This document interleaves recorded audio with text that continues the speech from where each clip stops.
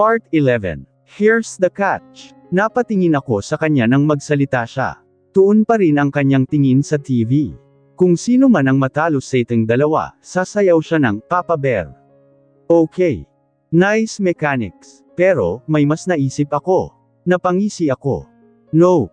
Ayoko, tanggi ko. Naguguluhan niya akong tiningnan. Ayaw mo. Tumango ako, patuloy na ginagalaw ang joystick. Whoever beat us both, will strip. Nanlaki bigla ang mga mata niya. What? Ngumisi pa akong lalo. Yes, my wife. Mas thrill pag ganun.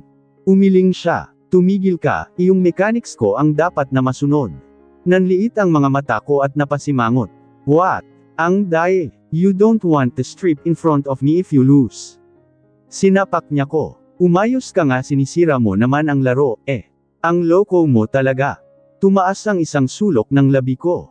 Alright, magpapatalo na lang ako, para ako ang mag-strip sa harapan mo. Naglalaro ang mga mata kung tiningnan siya. Pinamulahan siya ng pisngi. I really love the way she blushed. Ewan ko sa'yo. Binabawi ko na nga yung sinabi ko kanina. Puro ka naman kalokohan, No, wife. Wala nang bawian. Magpapatalo na ako. At saka ko binunggo ang kotse na kontrolado ko. Humalaklak ako. No sweat. Mapanuya na akong tumayo sa harapan niya at sinumulang itaas ang itim kong t-shirt. Now, should I start stripping, wife? Lumuwa ang mga mata niya sa pagkagulat. Madaya. Hindi pa nga ako pumapayag, nagpatalo ka na. Hoy! Natatarante niyang sabi habang ako naman ay abala sa pag-angat ng t-shirt ko. I chuckled sexily. I told you, my wife. Kaya kung magpaubaya kung yun, ang ikapapanalo nating dalawa. Kaya kung magsakripisyo kung yun ang paraan para mapunta ka sakin. I can always the submissive here. Always for you, wife. Natahimik siya sa lahat ng sinabi ko. I don't know on myself, too, kung bakit lahat ng sinasabi ko sa kanya ay may pinanghuhugutan. Was it because of the tragedies I've felt from the very beginning I fall in love with her? I don't know, but I'm happy and embracing the feeling that finally, we're okay now. Kahit na hindi pa talaga tuluyan, at least, pinipilit namin. Now, for the punishment, nakangisi kong sabi at tinuluyan ko na ang pagtanggal ng t-shirt ko. Her eyes were suddenly wide open and at the same time, her jaw literally got dropped. Huminga ako ng malalim at tiningnan siya na nanunuot sa buong katawan niya. Sa pag-awang ng paunti-unti ng kanyang bibig habang hindi inaalis, ang tingin sakin ay higit siyang sumiseksi sakin. You can touch my body, wife. This is all yours. Only yours. Paos kong sabi habang kinuha ang kamay niya at inilapat iyon sa matigas kong abs. Ngumisi ako nang maramdaman ko ang panginginig ng kamay niya at pamamawis nito. Nag-alab bigla ang sistema ko nang maramdaman ko ang init ng kanyang palad. Inalalayan ko ito pataas patungo sa dibdib ko. Don't be shocked and amused, cause in the first place, you've already seen this, wife. Naramdaman ko ang lalong pagtigas ng kanyang kamay, sabay bawi sakin. Taka akong napatingin sa kanya. Nag-iwas lang siya ng tingin. Wear your clothes now, Dan, malamig niyang ani at tinalikuran ako. My head were clouded by lots of questions. Hindi rin nakatakas sakin, ang sakit na dumaan sa kanyang mga mata. Anong nangyarit nagkaganon yun? May nasabi ba kung mali? Pumikit ako at paulit-ulit kong inaalala ang mga sinabi ko. Nang mapagtanto ko na ay napamura ako ng marahas, sabay dilat ng mga mata. Damn, Dan. Of all, bakit yun pa ang sinabi mo? I should be careful with my words. Yes, he saw me full naked. But it's because I forced her to do with me. Binalik ko na naman ang sakit ng kahapon. Hindi yun ganoon kadaling mabura. Parang itong virus na matindi.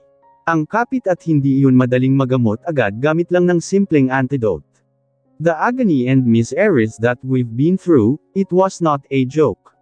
Parehas kaming nagkasakitan, kaya hanggang ngayon ay hindi pa rin mahilam ang mga sugat na idinulot naming dalawa. I have insecurities until now because of his man, but I'm fighting on it. Dahil gusto ko nang mawala ang lahat ng meron si Drew kay Tina. I want to be his man that she's longing for. I want her to forget that. Inayos ko muna ang entertainment set bago pumunta sa kanyang kwarto. Akala ko nakasarado, ang pinto niya, nakauwang pala. Tinuluyan ko na iyong buksan at nakita kong nakatulala siya na nakaupo sa kama at marami. Ang iniisip. Umupo ako sa harapan niya at hinawakan ko ang kamay niya. Hinaplos-haplos ko iyon. I'm sorry, Thina. I didn't mean anything. That's just, nakagat ko ang labi ko. I was just trying to have a good relationship with you with my ways. Yumuko ako. I'm sorry, my wife. I'll be careful with my words the next time. Naghintay ako nang sasabihin niya. Nang iangat niya ang kanyang palad ay napapikit ako, dahil inaasahan ko nang sasampalin niya ako. Pero napamulat ako nang haplusan niya ang pisngi ko. I'm sorry, too. I've got overreacted. I felt the sincerity in her voice especially when I looked at her intently. This is the reason why I wanted to stay. Because of her. Because of my wife. Umupo na ako sa tabi niya at niyakap, ang katahimikang bumabalot sa aming dalawa. Hanggang sa magsalita ako, do you know why I asked you if you want to watch movies or anything as long as we're together? Lumukot ng bahagya ang noo niya at bumalang sakin. Nanatili lang ang tingin ko sa salamin sa harapan ko. Dahil gusto kong marami tayong alaala na magkasama. You see? Kaya hindi tayo makausad sa sakit ng kahapon, dahil naalala pa rin natin ang mga bagay na yun, Thina, dahil puro mapapait ang alaala nating pareho. I sighed and smiled bitterly.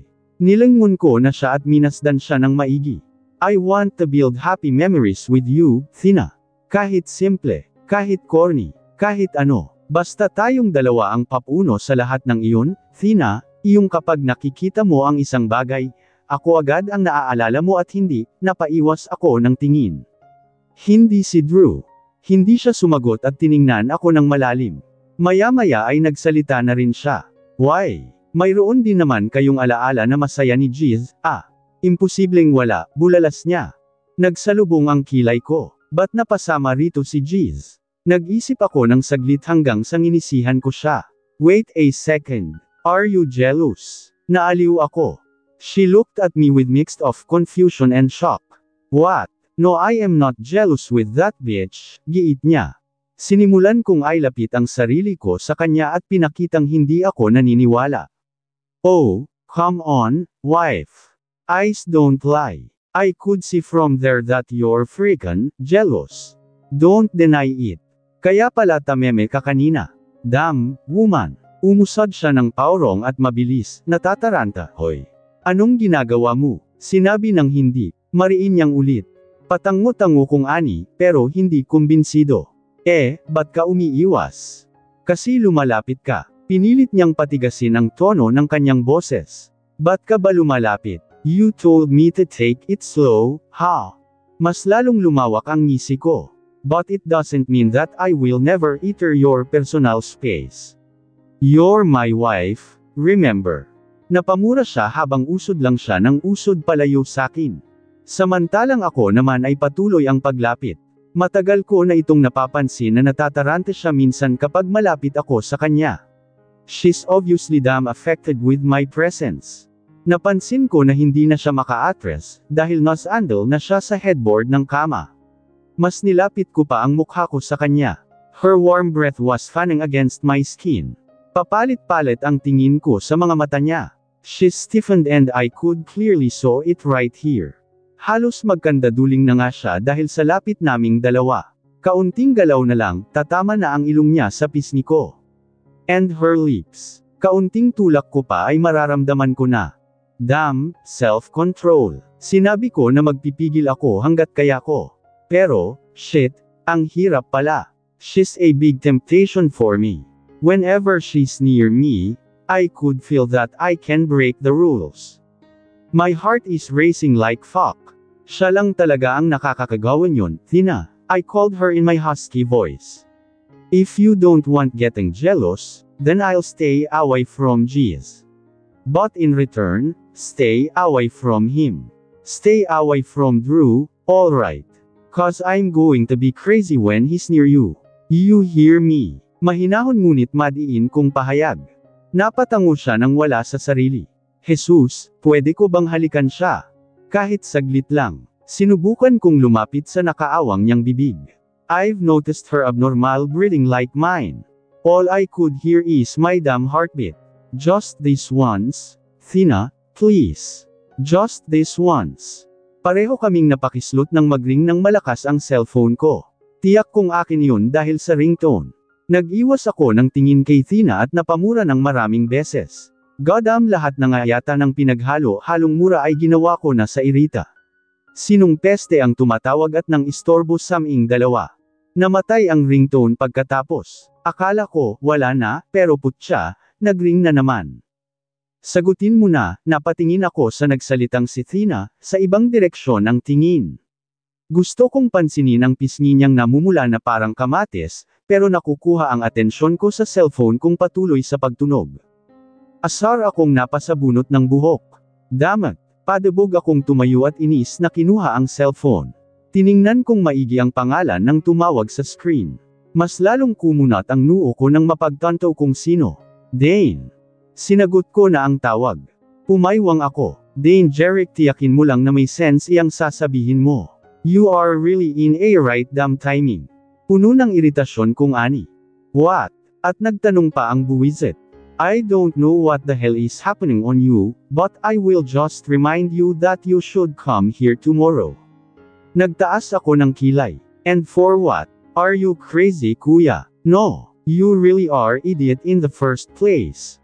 Tomorrow is mom's death anniversary, remember? Wala sa loob akong napatingin kay Thina na maayos na ang pagkakaupo sa kama at inaayos ang gusot ng kanyang bedsheet. Oo nga pala, ba't ko nakalimutan iyon? Kinabukasan, dumiretso na kami kung saan nakalibing si Mom. Ganon na lang ang instruction na binigay ko kay Dane kahapon para, hindi na masyadong gahol sa oras kung dadaan pa kami sa bahay. Isa pa, pagkatapos naman naming dalawin si Mom ay dadaan din naman kami sa bahay. Nauna na kami ni Thina sa sementeryo. Susunod na lang daw sina Dad mamaya. Naalala kong pinili ni Thina na umupo sa passenger seat kanina. Gusto ko nga sanang magreklamo, kaya lang, naalala ko na kailangan ko munang bagalan ang lahat. Bagalan. Nang makababa na kami ni Thina sa Montero ay hinanap namin agad ang lapida ni Mom.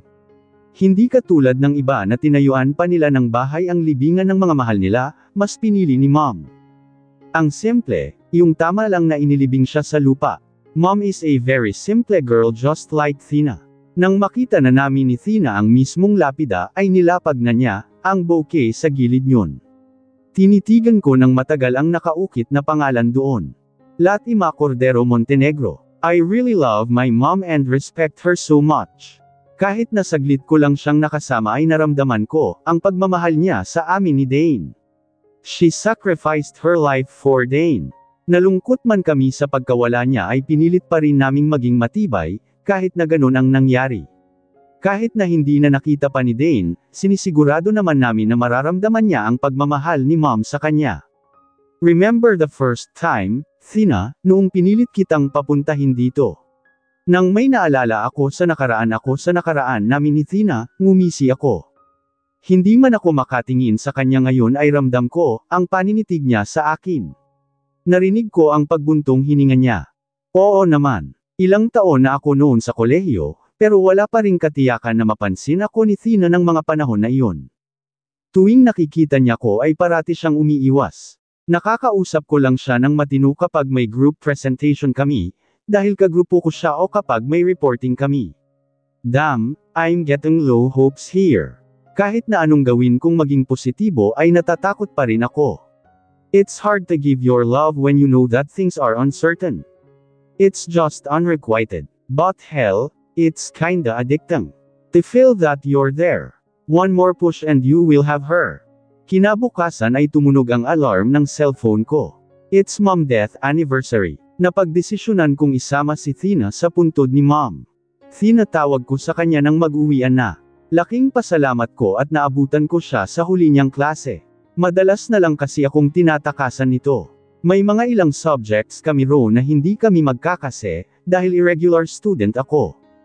Imbes na tugunin niya ako ay tumalikod lang siya at dumiretso sa paglalakad palayo sa akin. Piniga na naman ang puso ko. No, not this time, I'll accept your ways. Kahit ito lang na araw na ito, huwag kong iwasan ngayon, patakbo akong nilapitan, ang likod niya at hinawakan sa braso, hinublot ko siya paarap sakin. What is it this time, Montenegro? Naiinis niyang tanong. Pinungay ko ang mga mata ko. Come with me this time, Thina, please, I pleaded. Nagsalubong ang mga kilay niya, at bakit? Humugot ako ng isang malalim na hininga. I want you to date me, please, Thina, just this day. Tiningnan niya ako, naiirita, ba't ba ang kulit mo? Sinabi ngang ayoko, di ba? Ano ba kasing mahirap intindihin doon, Dan? Tinalikuran na naman niya ako, I don't want to say this but I'm desperate, today is my mom's death anniversary. Natigilan siya sa akmo niyang paggalaw at nagtataka niya akong tiningnan. It's my mom's death's anniversary, Dad's not here. He's in Japan with Dane. I want to celebrate with you. Nanliit ang mga niya. Bakit ako? Kapag ba sinagot kita, sasama ka sakin? Ang tagal niya bago nakasagot. Kinuha ko na ang pagkakataon na iyon para hilahin siya patungo sa parking lot.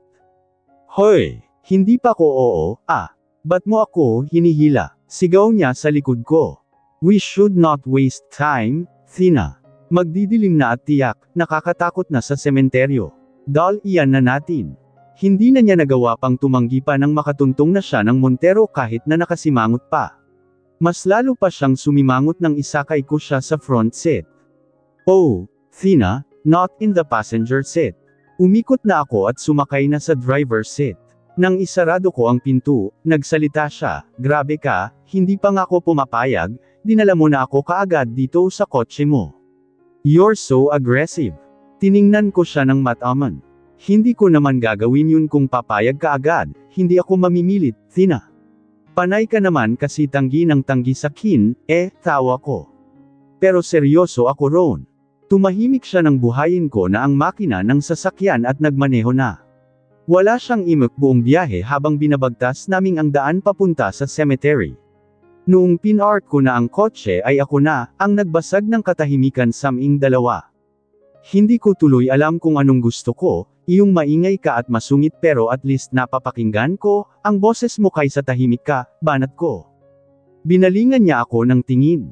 Seryoso at malalim. Kumalabog ang puso ko. Iyon ang isa sa minahal ko sa kanya, ang mga titig niyang pinapangarap kong akin.